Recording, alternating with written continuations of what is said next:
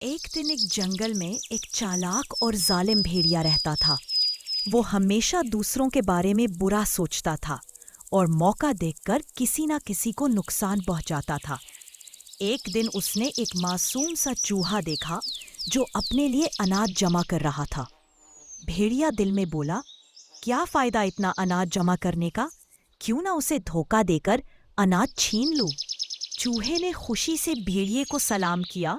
السلام علیکم بھیڑیا بھائی۔ بھیڑیا مسکرا کر بولا، وعلیکم السلام۔ تمہارے اناج کے تھیلے بہت بھاری لگ رہے ہیں، آؤ میں تمہاری مدد کرتا ہوں۔ چوہا خوش ہو گیا اور بھیڑیے کو تھیلا پکڑا دیا۔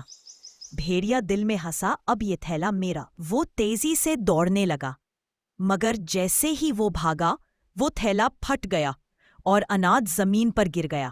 بھیڑیا پھسل کر گر گیا اور ایک نوکیلے پتھر سے ٹکرا کر زخمی ہو گیا۔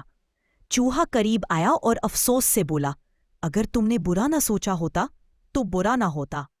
بچوں، اس کہانی سے ہمیں یہ سیکھنے کو ملتا ہے کہ اگر دل میں برے خیال ہوں تو انجام بھی برا ہوتا ہے۔